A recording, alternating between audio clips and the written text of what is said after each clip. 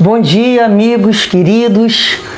Graças a Deus, mais um encontro, buscando juntos, nos fortalecendo uns aos outros pelas vibrações de carinho, pelos bons desejos de progresso espiritual, de sabedoria, de compreensão, renovação da nossa fé.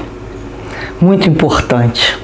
Agradecemos a Deus por essa oportunidade, a Jesus, o nosso mestre condutor, a espiritualidade amiga, ao Espírito Emmanuel, que com tanto carinho trouxe as mensagens para que o nosso Chico Xavier psicografasse ao entendimento de uma forma tão simples para todos nós que estamos com a boa vontade de estudarmos, de refletirmos no bem, sobre o bem, para o bem nosso e de todos.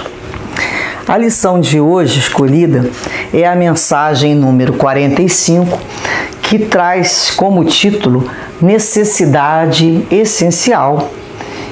E Emmanuel nos inicia trazendo aqui Lucas, no seu capítulo 22, versículo 32, para quem queira procurar,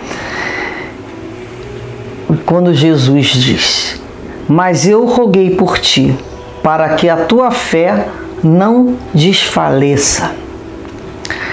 Justo destacar que Jesus, ciente de que Simão permanecia no mundo em que imperam as vantagens de caráter material, não intercedesse junto ao Pai, a fim de que não lhe faltassem recursos físicos, tais como a satisfação do corpo, a remuneração substanciosa ou a consideração social. Declara o Mestre haver pedido ao Supremo Senhor para que em Pedro não se fraqueça o dom da fé. Salientou assim o Cristo a necessidade essencial da criatura humana no que se refere à confiança em Deus, num círculo de lutas onde todos os benefícios visíveis estão sujeitos à transformação e à morte. Testemunhava que de todas as realizações sublimes do homem atual, a fé viva e ativa é a das mais difíceis de serem consolidadas. Reconhecia que a segurança espiritual dos companheiros terrestres não é obra de alguns dias, porque pequeninos acontecimentos podem interrompê-la, feri-la, adiá-la. A ingratidão de um amigo, um gesto impensado, a incompreensão de alguém, uma insignificante dificuldade podem prejudicar-lhe o desenvolvimento. Em plena oficina humana, portanto, é imprescindível reconheças a transitoriedade de todos os bens transferíveis que te cercam. Mobiliza-os sempre atendendo aos superiores desígnios da fraternidade que nos ensinam a amar-nos uns aos outros com fidelidade e devotamento. Convence-te, porém, de que a fé viva na vitória final do Espírito Eterno é o óleo divino que nos sustenta a luz interior para a divina ascensão. Essa lição é daquelas que a gente tem que ler, reler, na vida e em outras vidas, porque não vai ter um tempo nunca suficiente para realmente finalizar, Nós somos muito pobres nessa possibilidade, não temos essa objetividade e profundidade que Emmanuel nos traz. E a gente vai lembrar aqui, que Jesus falava aquilo ali, rogando pelos discípulos, rogando para que a fé não desfalecesse. Ele sabia dificuldades da conquista dessa virtude. Quanto é difícil. Então, ele pediu a Deus para que Pedro não se enfraquecesse na fé. Pedro era um discípulo, que nos imprime muita afinidade sempre, porque ele era autêntico, ele tinha uma dificuldade, ao mesmo tempo ele comete os erros e ele tenta de novo, ele é perseverante com ele mesmo. Você vê que de todos ele é um dos mais rudes em termos, né, de lidar. Depois a gente vai ver como é que esse espírito, como é que essa alma vai se aformoseando cada vez mais ao contato com Cristo. Então, ele mostrou ali, naquele momento, a necessidade essencial da criatura humana, no que se refere à confiança em Deus. Qual é a necessidade essencial, né? No círculo de luta, onde está tudo sujeito à transformação e à morte. A gente vai lembrar muito ali do livro, né, O Pequeno Príncipe, onde tem uma frase que ele fala: o essencial é invisível aos olhos, né? O que realmente é essencial? O que para cada um de nós é essencial? Cada um traz uma necessidade que julga essencial, mas e que é um benefício ali visível. E às vezes a gente vai para a prece, né? Vai na oração pedindo só as questões materiais. Por isso que a gente sai tão insatisfeito às vezes da prece, porque a gente esquece, né? Busque a confiança em Deus, busca a fé, a justiça de Deus, que todo o restante lhe virá como acréscimo. Mas a gente ainda é o ser humano imediatista. A gente vive meio como desesperado. Então é uma lição para que a gente acalme, para que a gente comece a perceber ao nosso redor o que é perecível do que é imperecível, o que é transitório do que não é transitório. Porque senão a gente vai viver num mundo chamado mundo da ilusão. Então a gente começa, ele fala aqui que a fé viva e ativa é uma das mais difíceis, né, das virtudes a serem consolidadas. Que aí a pessoa fala assim: poxa, como é que foi que aconteceu que agora na pandemia fulano, cicrano perderam a fé?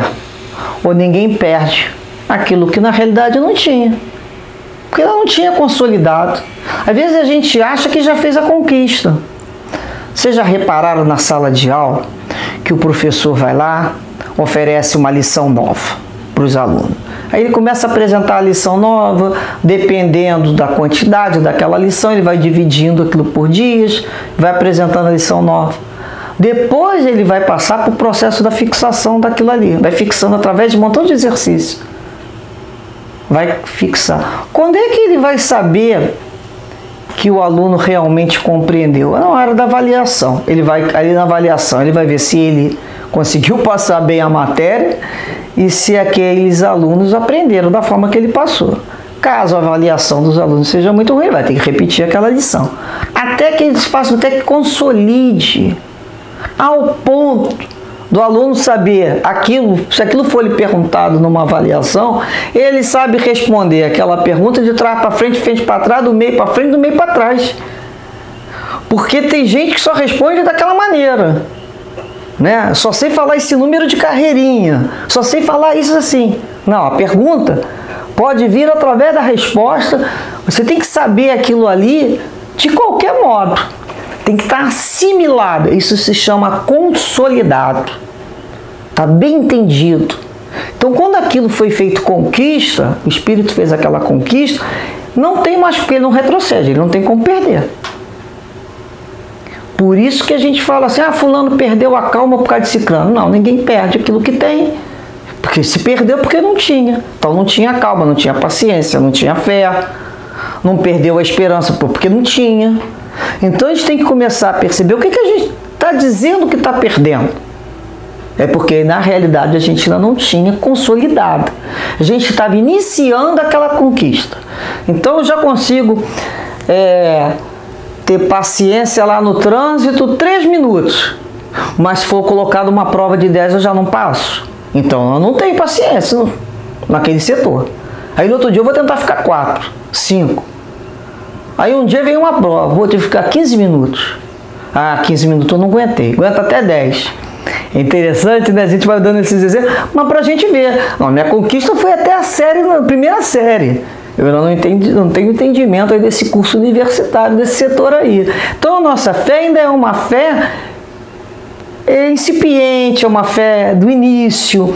Por isso nós vamos lembrar daquela passagem de Jesus em que o outro fala: Senhor, fortaleça a minha fé, porque a minha fé ainda é fraca.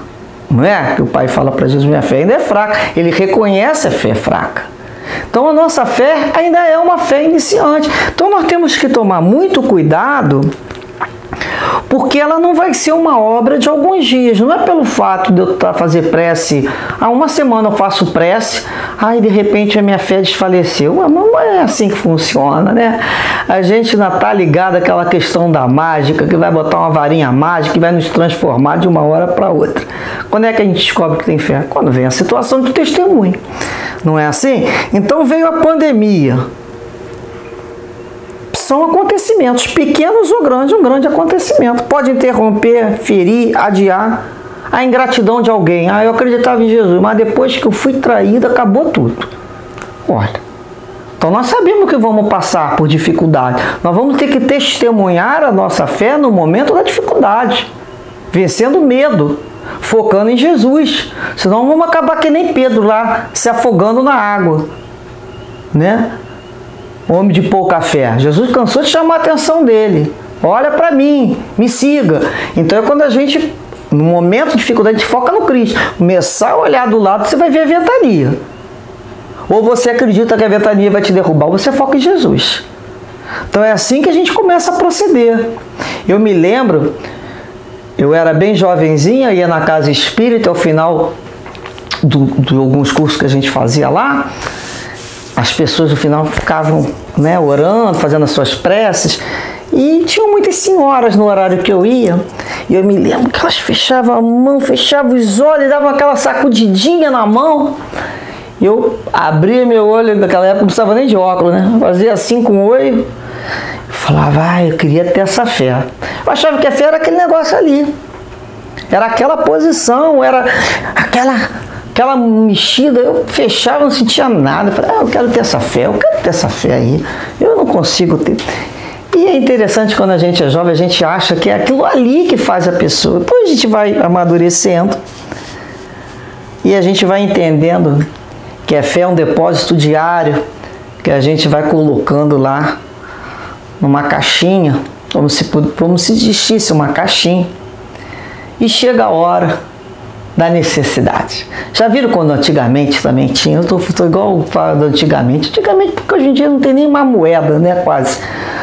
Mas eu sou do tempo que a gente adorava ganhar uns cofrinhos e a gente pegava lá o troco, ou ganhava de aniversário uma moeda, alguma coisa, botava lá naquele cofrinho. E aí tinha um que era os porquinhos, a gente esperava aquilo ficar cheinho. A grande era a alegria arrebentar aquilo ali, separar aquela moedinha toda e ver o que deu para fazer ali com aquilo ali, o que dava para comprar. Às vezes não aguentava esperar e ficava ali fuçando com a faca para cair a moedinha do cofrinho do irmão de preferência, né? E aí a gente tinha uma ideia de comprar alguma coisa. Custava lá 3x. Aí a gente abriu o cofrinho e descobria que só tinha 1x. Mas às vezes a gente descobria que o cofrinho tinha 4, 5x. Ou seja, às vezes ele tem menos, às vezes ele tinha mais. Como funciona isso? Então quando a gente vive a dificuldade, passa pelo momento de tempestade, pelo momento da sombra, que vai nos sacudir, ali é o momento de saber o que a gente tem ou não tem. Então, como toda criatura humana, a vida transcorreu e chegou o meu grande dia de testemunho, de passar pela dificuldade. E graças a Deus eu descobri que eu tinha e não precisei fazer assim, nem sacudir mãozinha, nem cabecinha. Para aquela situação, reparem bem, naquela situação eu tive. Não sei dizer se em outra eu tive, não vem ao caso. O que eu quero dizer é que eu consegui entender que naquele momento eu tive condições de passar pela dor, pela perda, por uma série dessas situações aqui, sem perder a confiança em Deus. Eu disse do fundo do coração, seja feita a vontade do Pai. Eu nunca falei isso com tanta certeza naquele momento. E é naquele momento que eu disse isso para mim mesmo, nada vai me acontecer se não for da vontade do Pai. Eu não estava desesperada. Ali eu descobri que eu tinha, para aquela situação, uma condição de passar. Repare que isso é um processo individual. Do que eu tenho depositado, do que eu tenho investido. Então não é ritual, não é externo, não é para o outro contabilizar. É comigo mesmo. O que eu tenho amealhado ao longo dos anos? O que realmente eu tenho aprendido para ser usado na hora da dificuldade? Porque tudo que a gente estuda e reflete não é para o vizinho, não é para o marido, para a esposa, para o irmão, para o filho, para a filha, não. É para a gente. A gente faz atendimento fraterno com a gente. Na hora do desespero a gente fala. Mas eu falo lá para mim, ô Maristela, o que Jesus ensinou? Jesus não falou isso. O que eu faria no atendimento fraterno se alguém chegasse para falar isso para mim? Qual a resposta? Eu não estudo tanto, sei a resposta, não sei. Então pega lá o livro que você ia indicar. Pega lá aquele livro que você ia indicar para a pessoa ler. Pega lá aquela questão do livro dos Espíritos que você ia falar. Pega aquilo lá. Lê para você agora com mais calma. Vê se isso te conforta.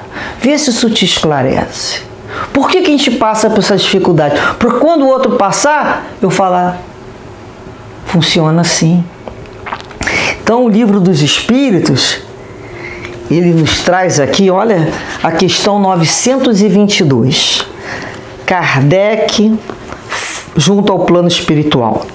A felicidade terrestre é relativa à posição de cada um. O que basta para a felicidade de um constitui a desgraça do outro. Haverá, contudo, alguma soma de felicidade comum a todos os homens? Ou seja, existe uma felicidade que independe de quem precisa X ou 3X, seja comum a todos? A espiritualidade responde sim. Com relação à vida material, é a posse do necessário. Com relação à vida moral, a consciência tranquila e a fé no futuro. Olha que resposta. Então, a espiritualidade falou, nós temos duas necessidades. Necessidade da vida material e a necessidade da vida moral. Qual é a necessidade da vida material? O pão de cada dia. Eu tenho o pão de cada dia? Eu tenho a roupa para botar no corpo? Eu tenho um lugar para me abrigar? Necessidade de sobrevivência. Então ele fala, a posse do necessário. O problema é que às vezes o pão não tá bom. A gente não quer, a gente quer o pão não só com claibon, né? Todo tempo que comia pão com claibon e jogava um pouquinho de açúcar por cima. Isso era o maravilhoso da tal da merenda escolar. Levar o pão com claibon e açuquinha por cima. Aí depois o outro já quer lá o requeijão, que é o queijo, não basta o queijo Minas, o queijo branquinho, que é o queijo francês, que é... Aí não é o necessário. Então a gente começa a entender. Quando eu pude comer o pão com outra coisa, eu soube comer. Mas já comi pão com claibon, ou então pão com banana. Já comeram pão com banana? É bom botar o pão, a bananinha dentro, não é merenda escolar. Vai passar o dia inteiro pão com feijão. Então a gente descobre, quando você tem pão, você recheia com o que você quiser, o pão é teu.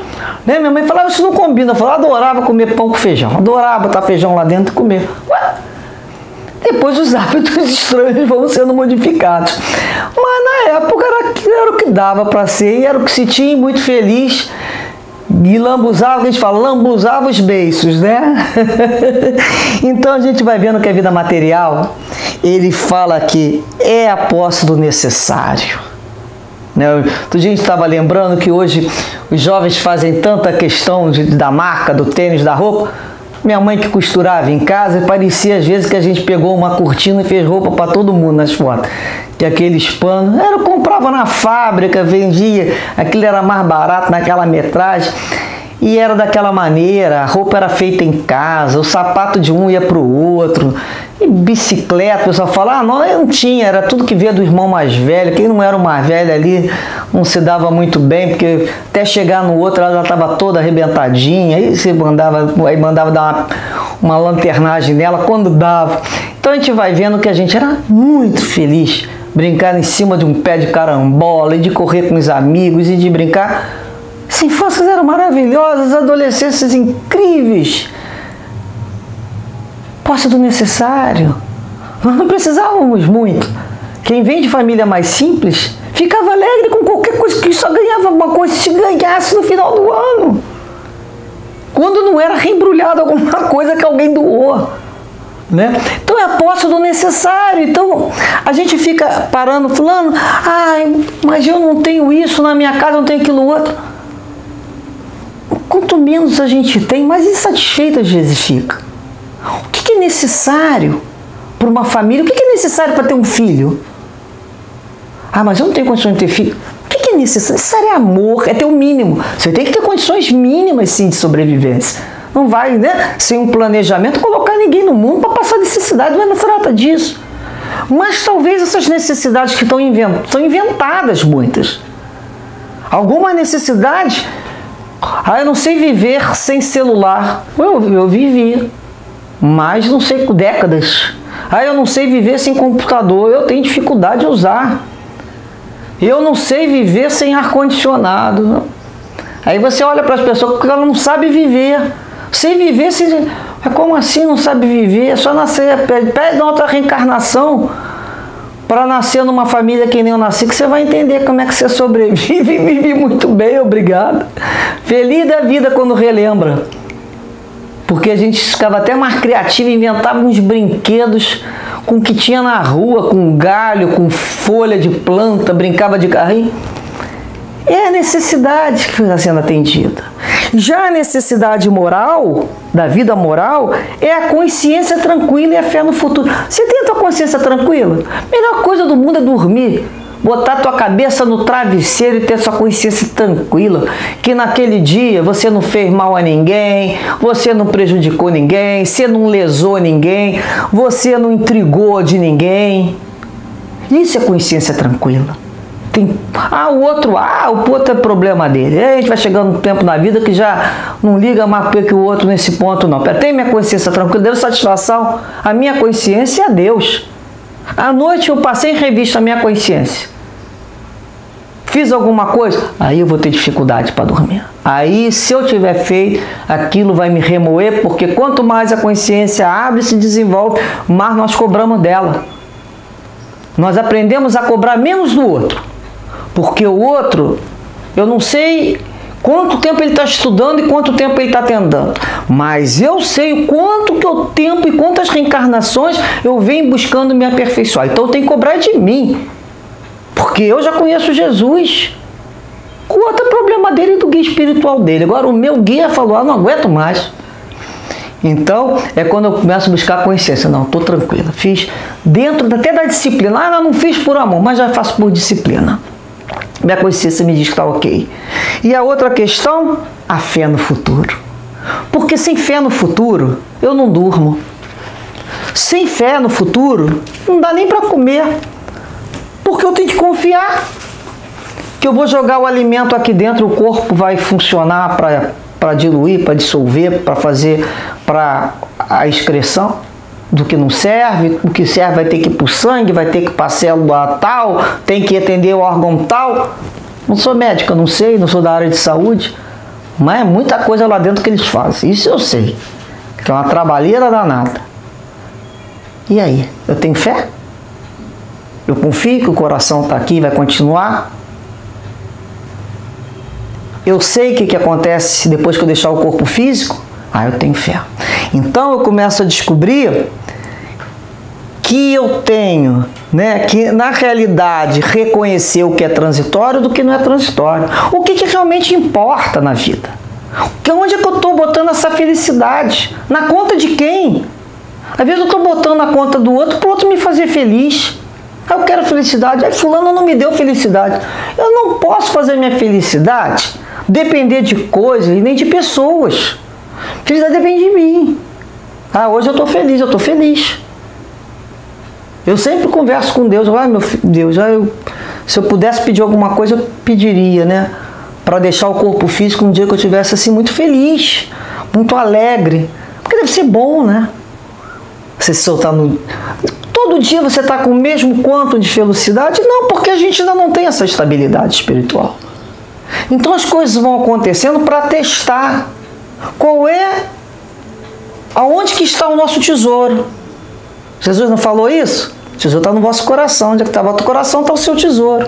E a gente começa a descobrir que a fé na vitória final do Espírito Eterno é esse óleo divino que vai nos sustentando o interior para a nossa ascensão. Então a gente começa a discernir. Isso é temporário? Isso é eterno. Vou me importar com o que eu vou levar, com o que é eterno. Isso aqui, se eu tenho, eu tenho. Se eu não tenho, vou ser feliz da mesma maneira. Isso aqui é passageiro, passa muito rápido. E depois a gente ri, depois ganha, depois perde. E a vida é isso mesmo.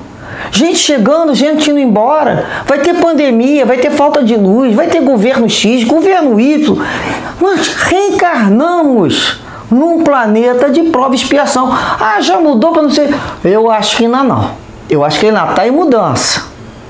Quando a gente pensa que o negócio vai, né? Às vezes há um retrocesso cultural aí que a gente às vezes vê nos outros países, algumas questões voltando até nas questões religiosas. Então a gente fica assim, é ser humano. Nós estamos num planeta de gente como a gente. Que hora dá 2 passos para frente, dá 1 para trás, dá 2, dá 3, e vamos andando. Porque ainda tem muito campo para a gente caminhar. Então, quando a gente começa a perceber o que eu tenho que me importar aqui, vou viver dentro da minha possibilidade, da minha área econômica, sem dar prejuízo a ninguém, mas eu tenho que ter a fé no futuro, eu tenho que ter a fé em Deus, porque senão foi ali uma doença, perdi a saúde que vai declinando, é a juventude, é um amor, é o fulano que já me abandonou, é o outro que desencarnou. Então, eu vou viver que nem ali aqueles pêndulos, né? Que hora vai lá, hora vai para lá. Ou tá dia ou tá noite. Ou tá sol ou tá chuva. Não, tem que encontrar o ponto de equilíbrio. Eu tenho que saber que a vida vai ter dualidade. Na vida tem saúde e tem doença. Nós não somos poste. A gente vai entendendo que a vida tem dualidade. E que a nossa fé tem que estar preparada para que ela não se desfaleça. Jesus roga por cada um de nós, mas cabe a cada um de nós fazer valer a nossa fidelidade ao Pai e não a ninguém. Minha fidelidade é a Jesus, a Deus, aos espíritos protetores. Meu compromisso é esse. Então, o restante é acessório. Às vezes eu tenho um acessório, eu tenho um rádio, às vezes o meu acessório é um espelhinho retrovisor. Isso tudo é acessório. O principal é o carro. O resto é acessório. Quando a gente começa a entender. Então, o que é o principal? Se existe acessório, o acessório, pela lei, segue o principal. Reparem bem. Quem é o principal? É a fé em Deus. A fé em Deus. Quando eu tenho a fé em Deus, todo o restante se organiza.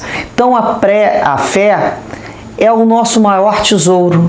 Porque com fé a gente enfrenta a doença, os achaques da idade, né? A ingratidão, a falta de educação, a falta de respeito do outro. A gente compreende o mundo nas suas dificuldades, a gente aceita lá melhor o outro que não tem condições de continuar junto com os nossos objetivos, que abandona lá no meio do caminho. A gente compreende que o outro desencarnou, que não existe senha, que não existe controle, que é a vontade do Pai. Então a gente começa a olhar para a nossa vida e falar assim: obrigado, Senhor. O meu bem mais valioso é a minha fé. Porque com fé, com esperança no futuro, a confiança que nada me faltará de essencial, de necessário para eu sobreviver, me dá paz de espírito. E assim a gente toca a vida. Toca a vida. É o que eu tenho, a gente fala, olha, é o que eu tenho para hoje e vou agradecer a Deus. Porque o pouco se multiplica quando a gente tem gratidão, quando a gente tem um olhar de abundância. Tudo cresce, tudo prospera. Graças a Deus, meu Deus, eu tenho muito mais do que eu merecia ter e eu tenho consciência disso. Que eu saiba aproveitar, que eu saiba ser fiel, como Paulo sempre ensinou, tanto na prosperidade quanto na penúria. mas que a nossa fé não se abale, porque tudo isso aqui é transitório. O que não podemos perder é a esperança de dias melhores e a fé no teu amor e na tua misericórdia. Muita paz nos vossos corações, muita fé sempre. Graças a Deus.